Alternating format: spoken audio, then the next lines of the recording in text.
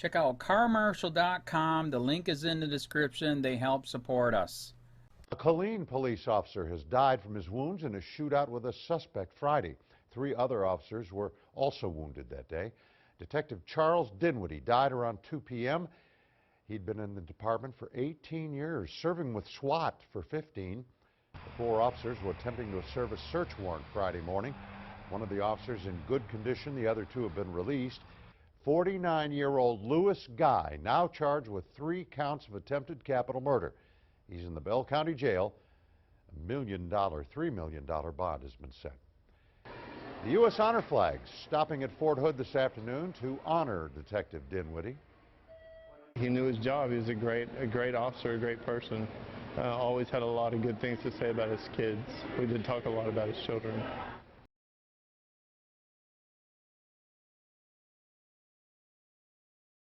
Man found not guilty for killing a police officer, claiming he acted in self-defense. A man who sparked a massive manhunt for killing a police officer in November of 2015 has just been found not guilty after claiming he acted in self-defense. By Matt Agarist, February 18, 2018. Greensburg, PA. In an extremely rare move, a jury has returned a verdict of not guilty in the trial of a man who killed a St. Clair Township police officer as he responded to a domestic violence call in November of 2015. After 6 days of testimony and more than 20 hours of jury deliberations, Ray Shetler Jr. was found not guilty of murder Friday in the fatal shooting of St. Clair Township police officer Lloyd Reed, according to Trib Live. Shelter was facing the death penalty for killing the officer before he was found not guilty of first and third-degree murder. As Trib Live reports, Shetler, 33, of New Florence, jumped up and hugged his defense attorney as the verdict was announced. His family members, seated just 1 row in front of Reed's family, let out an audible gasp. "You were in the courtroom, you saw him hugging me, thanking me for saving his life," said defense attorney Mark Daffner. The jury found Shetler guilty of 2 lesser charges in connection with stealing a truck as he attempted to flee the scene of the shooting in New Florence and swam across the Conemaugh River. Westmoreland County Common Pleas Court Judge Megan Billick DeFazio ordered Shetler remain in jail until he is able to post $100,000 bail that keeps him in custody for the theft and receiving stolen property convictions. The judge said Shetler could be sentenced up to 7 years in prison. While there have been a few cases of people being found not guilty of killing police officers, this case stands out for several reasons. Not only did Shelter fire 3 rounds at police, but afterward he fled the scene, dumped his clothing and the rifle and evaded police for 6 hours. Also, in other cases in which police were killed while raiding homes over marijuana or non-existent drugs, Reed was actually responding to a domestic violence call by Shelter's girlfriend Kristen Luther, who said he was beating her. According to Trib Live, Shetler testified on his own behalf, as did his girlfriend, Kristen Luther. Both claimed Reed fired first during the shootout. It was Luther's call to 911, saying Shetler had assaulted her, that led Reed, who was patrolling neighboring St. Clair Township, to respond to New Florence. Shetler maintained he didn't know Reed was a police officer.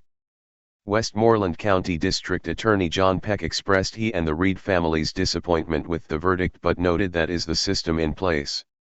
"We have a jury system in this country and will certainly abide by their verdict," Peck said. As the Free Thought Project first reported in 2014, Marvin Guy is facing the death penalty. Guy shot and killed Detective Charles Dinwiddie and injured several other Killeen police officers, as they were attempting to forcefully enter Guy's home on May 9, 2014, at 5:30 a.m. Police had been surveilling Guy's home for some time after an informant claimed Guy was trafficking a large quantity of cocaine. At some point in the investigation, the decision was made to enter Guy's home and attempt to find evidence which would corroborate the informant's claim. But after entering the residence, in a show of force which resulted in the loss of life of a veteran police officer, no drugs, not even a single marijuana joint was found, a case far different than Shelter's. The consequence for the police incursion resulted in one detective's death, and yet another black man being charged with homicide. Guy's fate is yet to be determined, as he is awaiting trial for Dinwiddie's murder, which, arguably, would not have occurred had the police not attempted to enter his home unannounced. Even if the police had identified themselves before attempting to enter Guy's home, there have been enough crimes committed by criminals posing as police, to justify Guy's decision to defend his life from intruders. With Guy already being a convicted felon, more questions will likely be raised as to whether or not the Castle Doctrine can be extended to convicted felons. The weapon Guy used, a 9mm, had been reported stolen. Likewise, his possession of the weapon was also another potential felony. But the question remains: do all Americans have a right to defend themselves? Under current Texas law, convicted felons do not have a right to keep and bear arms for the protection of their persons or dwelling. According to many jailhouse interviews conducted by KDH News, Guy told reporters he was simply defending himself when his bedroom window was broken out that morning. Complicating matters further for the prosecution in Guy's case is the fact that a precedent has already been set in a similar case. As the Free Thought Project reported, charges against Henry Goodrich McGee were dropped following a TX grand jury's refusal to indict McGee on capital murder charges for the shooting death of Burleson County Sergeant Adam Souders, after the sergeant led a team of police officers into McGee's residence using the same no-knock search warrant method. McGee claimed he was protecting his home and his pregnant girlfriend, the exact same claim Guy made upon his arrest. After the grand jury refused to indict McGee, the case against him was dropped, just a few short months after the shooting occurred, quite a contrast from Guy's imprisonment. Guy has been sitting in jail for 2.5 years awaiting his day in court, held under $3 million bond. The discrepancies in the way McGee was treated and how Guy's case is being handled hasn't gone unnoticed. A petition to drop all charges against Guy was created on the change.org website. A portion of the petition reads: "It is always a tragic, unfortunate event when anyone loses their lives, especially in the line of duty. But how can we essentially say that one person was defending themselves and another was committing murder? Under such similar circumstances, no drugs were found in Guy's house. Besides, if beyond a reasonable doubt is needed to convict, how can we be certain that Guy knew that the person, entering his home, at 5:30 in the morning, were peace officers, something required for the capital murder charge? Guy deserves to be treated fairly and the same as another man who acted in self-defense or what any other reasonable American would do. For Guy's supporters, possibly, there's new hope that he will soon be set free. Become a patron."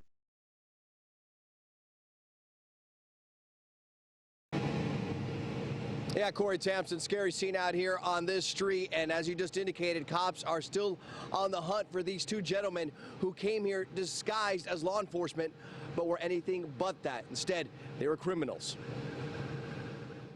Halloween is still a few days away, but Nassau County PD says that did not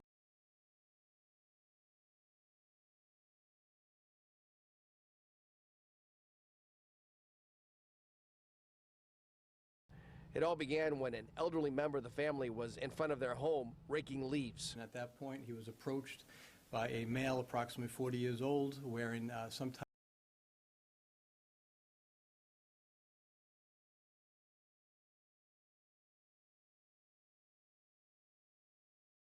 that the elderly man's 49-year-old son was approaching. The man then ordered them to the back of the home, where he gathered two other family members and decided to go all in with his act. At that point, he displayed a shield. He took it actually out of his sweatshirt, displayed a silver-colored shield that had a black backer on it. Detectives say the man asked if there were any guns, drug, or money in the home before calling his accomplice to join him via walkie-talkie. Once together, the duo then ordered the family of four into a bathroom. They were not aggressive, they were not physical. The family did comply immediately, which probably helped the situation. The thieves did not ransack the house, but did make off with nearly $4,000 in cash. The robbery raised eyebrows in the neighborhood, but not everyone's.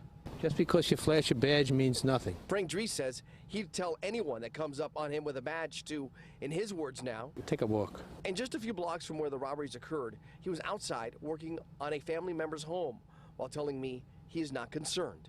I'm a retired bank manager. I've been robbed twice, so I know what it's like to look at a gun. Rob Orkin has lived in the neighborhood for 13 years. I never heard anything of it. Nothing like it. He expressed his thoughts when asked about potentially being confronted by the challenging scenario. Someone comes up to you, they're dressed the part, they flash a badge. What do you do in that situation? Yeah, it would be tough. Most people would just believe that they're police officers, you know? What are you going to do? And Nassau County PD says the simple thing that anybody can do in that kind of situation is to ask for ID and examine whether or not they have a picture identification with them. And if there are still doubts, contact 911. An operator can confirm whether or not police should be at your residence in a matter of seconds. Reporting live from East Meadow, Mario Diaz, Picture 11 News. County, this is Charlotte County Cop Watch, and I wanted to explain what fair use is.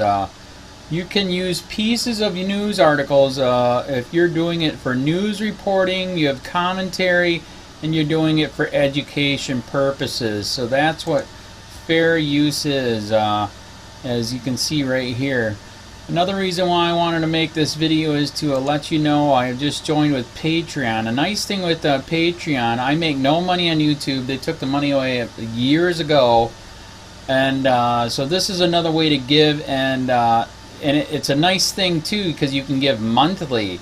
You can give $1, $5, $10, whatever. I do 4 to 5 hours a day on trying to wake the sheeple up on how corrupt it is and different ways that you can fight the corruption. So Patreon is a way that you can do it, and then of course the old way is still there. Donate to Sheriff County Cop Watch with PayPal or credit card. So keep that in mind. 4 to 5 hours a day. I make no money, but the corruption happened to me, and I'm sick of it. So I'm trying to wake people up. But my wife would love it if if we could get some help out there. There's 47,000 subscribers. Just think if each one of you subscribers just gave let's say actually yes, $1 a month. 47,000 subscribers gave $1 a month. That would be awesome. That's not going to happen. But anyways, that would be great if it did happen. But do the math in your head. Just think about it. Like I said, 4 to 5 hours a day. I get no money from YouTube. YouTube has gone nuts. You can't do anything anymore. They're taking the money away everywhere. So these are a couple different ways that you can still help out with all this time that I put in. And as you know, I'm in a special situation where, at least I can do it, 4 to 5 hours a day. We have a cleaning company during the day. That's what allows me to do this, and we're debt-free. So this is my hobby. I don't go fishing and all that other crap. I try to save the world.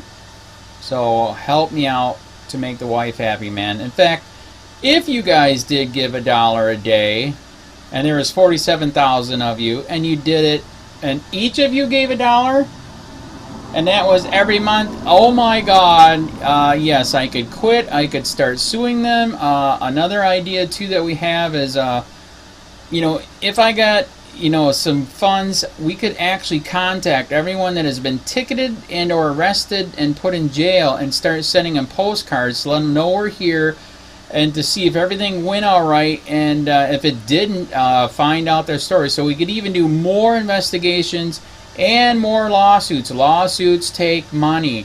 So just think about that. 47,000 of you so far right now. $1 a day.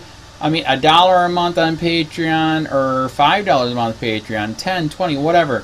Just do the math in your head. Help out. This is a lot of work every single day. Thanks.